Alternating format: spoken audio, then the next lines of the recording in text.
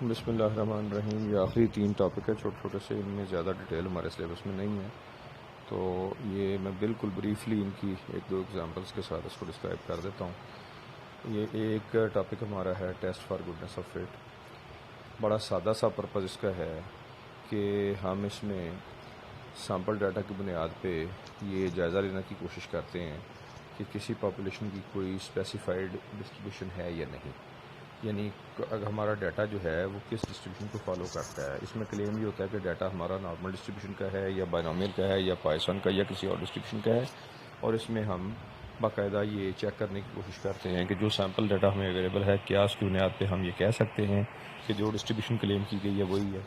Procedure इसका नहायत simple है। इसमें एक ही फार्मूला अप्लाई होता है जो कि है काई स्क्वेयर। ये जो टेढ़ा सा लिखा हुआ है इसको काई कहते हैं। Chi square is equal to summation K I is equal to 1 to K O I minus E I square divide by E I.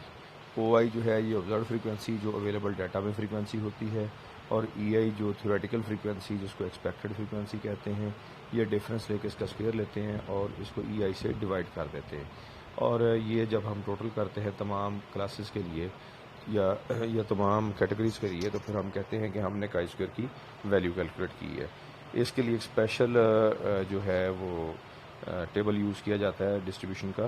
Chi square बाकायदा एक प्रोबेबिलिटी डिस्ट्रीब्यूशन है, और इसकी डिग्री ऑफ फ्रीडम जो है ये k-1 होती है। अगर आपने जब डिस्ट्रीब्यूशन फ्रीक्वेंसीज को कैलकुलेट किया, एक्सपेक्टेड फ्रीक्वेंसी को, तो उस वक्त अगर आपने कोई पैरामीटर एस्टिमेट नहीं किया तो फिर ये डिग्री ऑफ फ्रीडम k-1 होती है। लेकिन अगर एक्सपेक्टेड फ्रीक्वेंसीज निकालने के लिए हमें कोई पैरामीटर एस्टिमेट करना पड़े तो फिर इसकी जो डिग्री ऑफ फ्रीडम है वो k-1 माइनस m होती है, जबकि m number of parameters estimated parameters होते हैं। तो अब तरीकाकार इसका ये होता है कि हम इस फार्मूला से काई स्क्वायर की वैल्यू कैलकुलेट करते हैं, और जैसे हमने टेबल से टी या जेड वैल्यू देखी है, फिर हम टेबल की मदद से, इसका अपना एक टेबल है काई स्क्वायर टेबल, उसमें से हम इसकी वैल्यू देखते हैं, और फिर हम देखते हैं कि क्या हमारी जो कैलकुलेटेड वैल्यू है वो टेबल वैल्यू से बड़ी है या छोटी है। अगर हमारी वैल्यू उस वैल्यू से बड़ी हो तो फिर हम कहते हैं कि हमारी वैल्यू क्रिटिकल रीजन में चली गई है, तो फिर हम कहते हैं कि जो डिस्ट्रीब्यूशन अज्यूम की गई है वो डिस्ट्रीब्यूशन इस डाटा की नहीं है। और अगर हमारी काई स्क्वायर की वैल्यू जो है वो क्रिटिकल रीजन में जाने के लिए एक्सेप्टेंस रीजन में आ जाए तो हम कहते हैं कि हमारी डिस्ट्रीब्यूशन वही है जो अज्यूम की गई है। तो प्रोसीजर इसका बिल्कुल सादा सा है, टेबल में एंड पे डिस्कस कर लेता हूँ। इसका स्टेप्स इसके सारे वैसे के वैसे ही हैं जिस तरह हम हाइपोथेसिस टेस्टिंग में करते हैं। मसलन यहाँ इसका सवाल ये है कि 3 coins were tossed together a total of 250 times and each time the number of heads turning up was observed। कि 3 coins को 250 दफ़ा टॉस किया गया 250 टाइम्स, और हर दफ़ा ये देखा गया कि नंबर ऑफ़ हेड्स जो है वो कितने आए हैं, रिजल्ट्स जो हैं वो नीचे दिए गए हैं। तो ये जो आपके पास टेबल है ये सीधा सीधा सा टेबल है कि ऑब्जर्व्ड हेड की तादाद जो है 0 हेड 24 दफ़ा आए हैं, 1 हेड 108 टाइम्स आया है, 2 हेड जो है वो 85 टाइम्स आए हैं, और 3 हेड्स जो है ये आपके पास से 23 टाइम्स आए हैं। और फिर जो थ्योरेटिकली एक्सपेक्टेड है ये बाइनोमियल डिस्ट्रीब्यूशन की बुनियाद पे या 3 हेड्स की जो प्रोबेबिलिटीज़ हैं उनकी बुनियाद पर उन्होंने वैल्यूज़ दी हुई हैं, और ये कहता है जी कि एक्सपेक्टेड ये है थ्योरी की बुनियाद पे कि 30, 90 और 30 हेड्स जो हैं ये होंगे।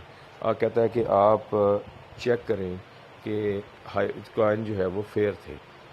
ये एक हाइपोथेसिस है। जब फेयर कॉइन हो तो इसका मतलब ये होता है कि आपकी थ्योरेटिकल फ्रीक्वेंसी जो है वो किसी स्पेसिफाइड डिस्ट्रीब्यूशन को, जो कि इसमें कॉइन टॉसिंग के केस में बाइनोमियल डिस्ट्रीब्यूशन होती है, उसको फॉलो करती है। तो इसमें हाइपोथेसिस ये लिया गया कि कॉइन्स आर फेयर। ये फेयरनेस के हवाले से भी लिया जा सकता है या बाइनोमियल प्रोबेबिलिटी डिस्ट्रीब्यूशन के हवाले से भी लिया जा सकता है। तो दी H0 इसमें है कॉइन्स आर फेयर, और जो H1 है वो है कॉइन्स आर नॉट फेयर या बाइस भी कह सकते हैं। जिस तरह टेस्ट ऑफ हाइपोथेसिस के बाकी टॉपिक्स में हमने देखा कि हम अल्फ़ा की वैल्यू वहाँ 5% लेते हैं, यहाँ भी 5% लेंगे, वो 0.05 है। और टेबल वैल्यू में आपको देखना बता दूँ, अब यहाँ हमारे पास जो है ये 4 क्लासें हैं, हमने कोई चीज़ एस्टिमेट नहीं की यहाँ पे, तो यहाँ जो डिग्रीज ऑफ फ्रीडम बनेगी वो 3 बनेगी। मैं नीचे अब इसी डॉक्यूमेंट में मैंने यहाँ पे टेबल दिया हुआ है, काई स्क्वायर का टेबल मैं आपके सामने लाता हूँ और उससे मैं शो कर देता हूँ कि काई स्क्वायर जो है उसकी टेबल वैल्यू आपने किस तरीके से देखनी है। तो ये हमारे पास काई स्क्वायर का टेबल है। हमने 0.05 और ये वैल्यू जो हमने देखनी है वो जो इसमें जस्ट एक मिनट में ऊपर देखूँ हमारे पास क्या गिवन है सिचुएशन।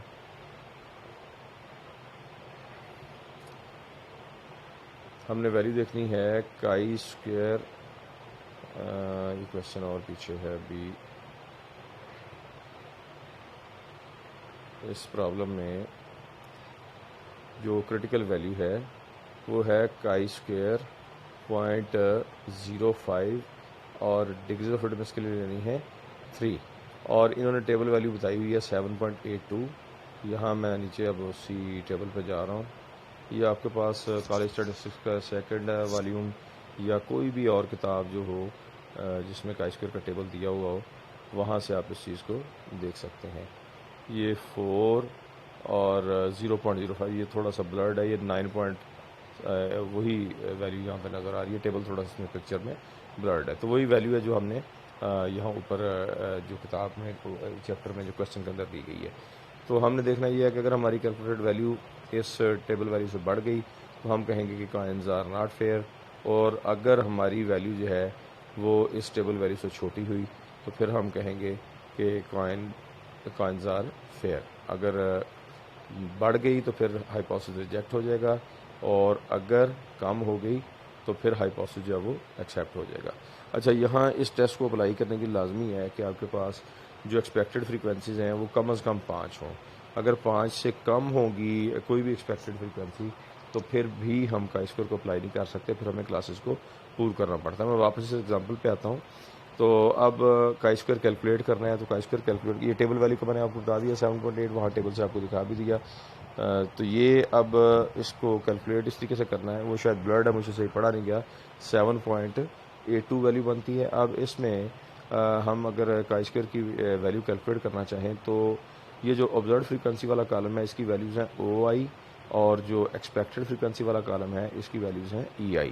तो O में से E को आपने माइनस करना है, यानी 24 में से 30 को माइनस करना है, उसका स्क्वायर लेना है, और फिर रिजल्ट जो है उसको 30 से डिवाइड कर देना है। इस तरीके से 108 में से 90 को माइनस करके स्क्वायर लेना, 90 से डिवाइड कर देना है। ये काम रिपीट करते जाना है। काई स्क्वायर की वैल्यू जो 6.71 आती है, और हम देख रहे हैं कि ये वैल्यू जो है क्रिटिकल रीजन में नहीं जाती, लिहाजा हम ये कह सकते हैं कि हमारा जो हमारे जो कॉइन्स हैं वो अनबायस्ड हैं, यानी फेयर हैं।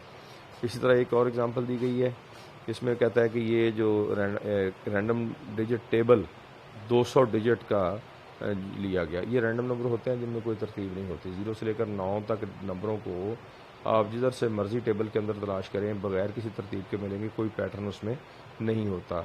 और इसी तरह 2 डिजिट के जो यानी 2-2 हिस्सों वाले नंबर होते हैं वो भी बेतरतीब होते हैं, 3 हिस्सों वाले भी बेतरतीब होते हैं। तो ये हम स्टैटिस्टिक्स में सैम्पलिंग के लिए जहाँ हमने रैंडमाइजेशन करनी थी वहाँ पे यूज़ करते हैं। तो ये उन्होंने कहा है कि 200 डिजिट का एक टेबल था, तो उसमें उन्होंने फ्रीक्वेंसी निकाली है कि 0 कितनी दफ़ा है, 1 कितनी दफ़ा है, 2 कितनी दफ़ा आया है, 3 कितनी दफ़ा आया है। ये जो फ्रीक्वेंसीज दी हुई है, ये पहला टेबल है, ये आपके पास बन रहा है इसका ऑब्जर्व फ्रीक्वेंसीज का टेबल। तो कहता है जी 1% लेवल ऑफ सिग्निफिकेंस पे आप चेक करके ये बताएं कि क्या हमारा ये जो डाटा है, ये जो ऑब्जर्व डिस्ट्रीब्यूशन है, क्या ये एक्सपेक्टेड डिस्ट्रीब्यूशन से सिग्निफिकेंटली डिफरेंट है या नहीं। आप जहन में रखें, जो आपका रैंडम नंबर टेबल होता है इसकी स्पेशल टाइप की डिस्ट्रीब्यूशन होती है, यूनिफॉर्म डिस्ट्रीब्यूशन इसको कहते हैं। हमारे सिलेबस में यूनिफॉर्म डिस्ट्रीब्यूशन नहीं है। यूनिफॉर्म डिस्ट्रीब्यूशन में हर नंबर की प्रोबेबिलिटी बराबर होती है। यानी अब जो इसमें 200 डिजिट है तो टोटल आपके पास हिंसे जो हैं वो 0 से लेकर 9 तक, यानी 10 हिंसे हैं। तो किसी भी हिंसे के अपीयर होने की प्रोबेबिलिटी 1/10 है। तो अब इसमें एक्सपेक्टेड फ्रीक्वेंसीज अगर आप निकालेंगे तो वो 200 को आप 1/10 से ज़रब देंगे। तो ये अब नीचे उन्होंने टेबल दोबारा बनाया है। ऑब्जर्व फ्रीक्वेंसीज जो ऊपर वाले क्वेश्चन में दी हुई है वो, और एक्सपेक्टेड फ्रीक्वेंसी 200 ज़रब 1/10, क्योंकि सभी के लिए बराबर होती हैं तो एक्सपेक्टेड फ्रीक्वेंसी सब में यहाँ बराबर आएगी। कि यूनिफॉर्म का मतलब ये है कि probability is equal for all values. इसका मतलब यह है कि expected frequency is also equal for all values. आगे कैलकुलेशन का प्रोसीजर है O minus E square, O minus E square को फिर E के कॉलम से डिवाइड कर दिया। ये आखिरी कॉलम में जो वैल्यू 4.6 है, ये आपकी क्रिटिकल जो टेबल की ये कैलकुलेटेड वैल्यू है, जो आपने काई स्क्वायर की वैल्यू जो कैलकुलेट की है। इसी तरह अब इसमें H0 बनेगा, digits are uniformly distributed. H1 बनेगा, digits are not uniformly distributed.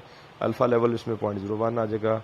Critical reason अब उसी तरह टेबल से हमें देखना होगा, चूँकि इसमें टोटल 10 क्लासें थी तो 10 - 1 हमारी डिग्री ऑफ फ्रीडम जो वो 9 बनेगी और 0.01 पे हमने इसको देखना है। तो दोबारा हम टेबल पे चले जाते हैं। जो हमारा काई स्क्वायर का टेबल है इसमें 9 और 0.01 वाला कॉलम 9 डिग्रीज ऑफ फ्रीडम, ये 21.6 समथिंग वैल्यू नज़र आ रही है इसके अंदर। तो इसी तरह अगर आप देखें तो उसने भी ऊपर यही 21 पॉइंट देख लेते हैं उसने क्या वैल्यू लिखी है। जब 3 डिजिट तक डेसिमल बेसिस तक है तो इसने देख लेते हैं कि वैल्यू जो वहाँ से रीड करके क्या लिखी हुई है इस प्रॉब्लम में।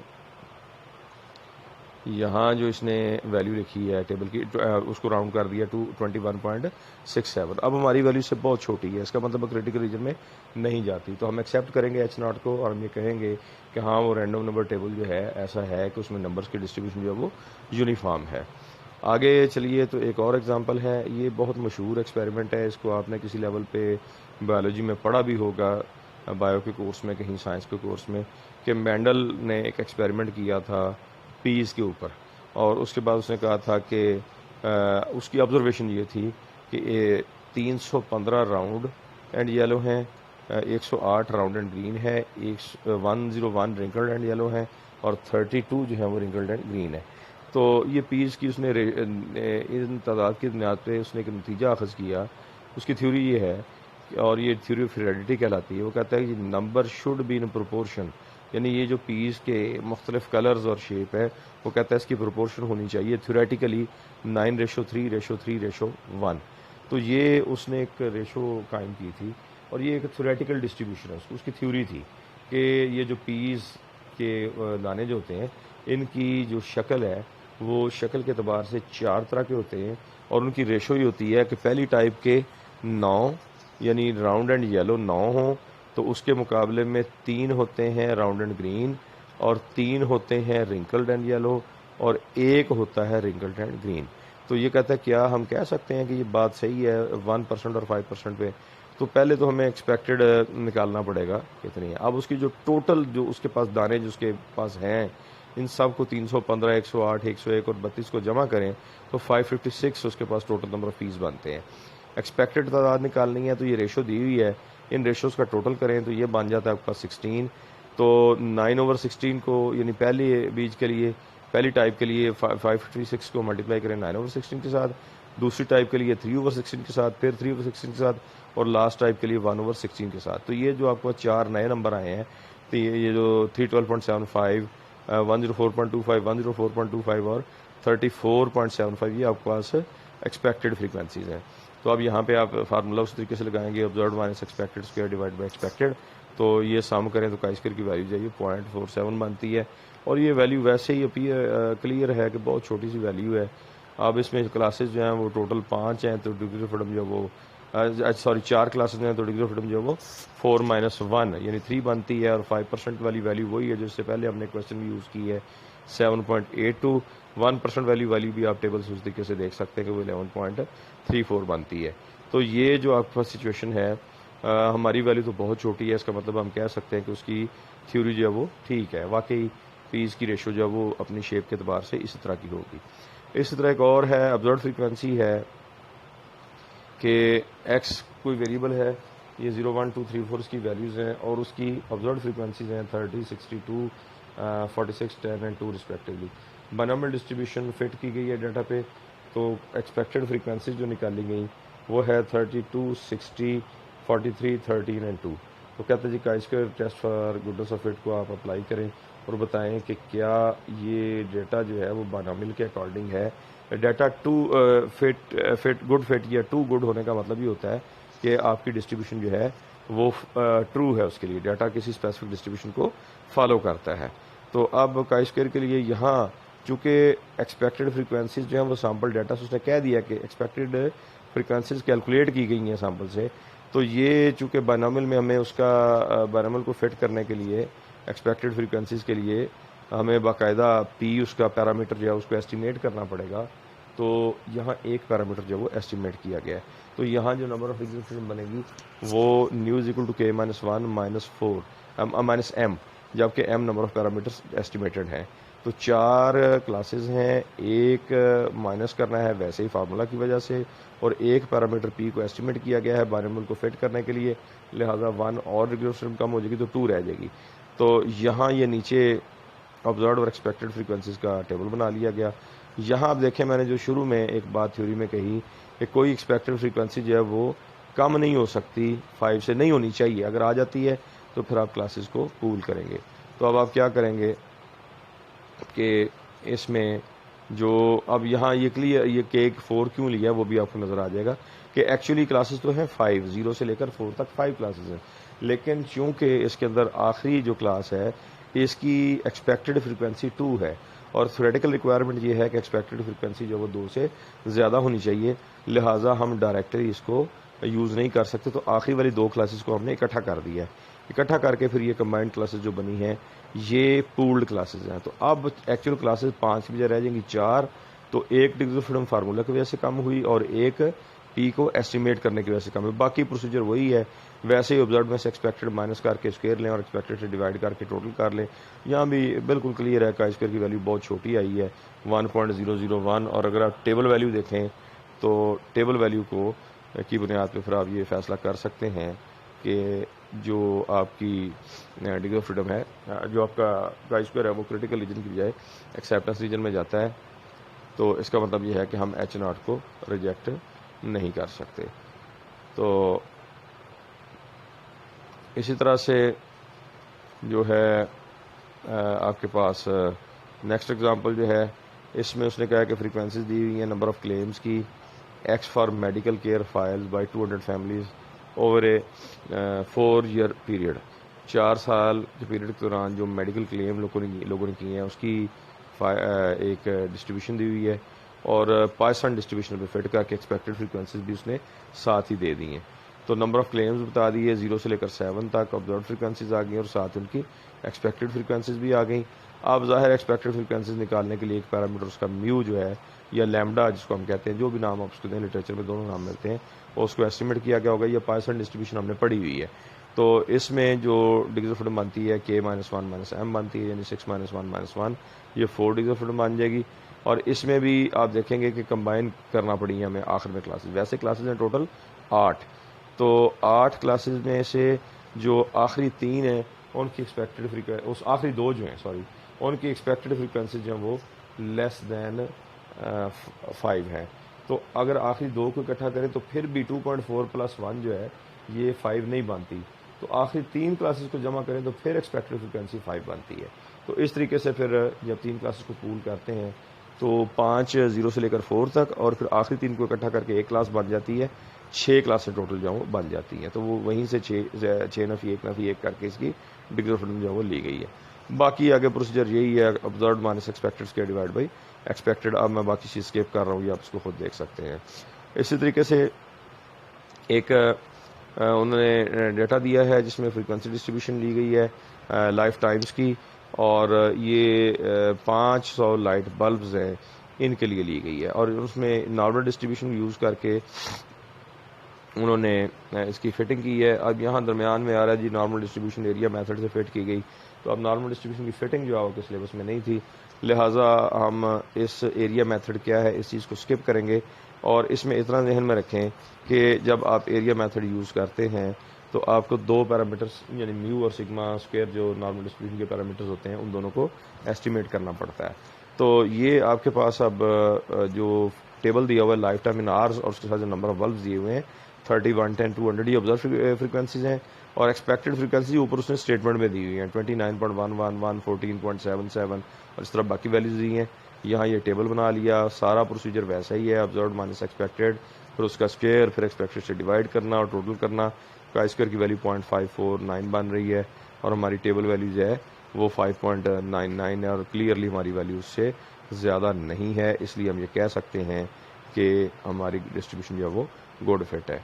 तो ये मैंने अब हर तरह की एक एग्जांपल दे दिया, थ्योरीज की कोई लंबी चौड़ी है नहीं, बस आपको पता होना चाहिए कि गुडनेस ऑफ फिट का मीनिंग क्या है और इसमें बुनियादी रिक्वायरमेंट क्या है। अब इसके साथ मैं टेस्ट ऑफ इंडिपेंडेंस जो है उसको डिस्क्राइब करता हूँ।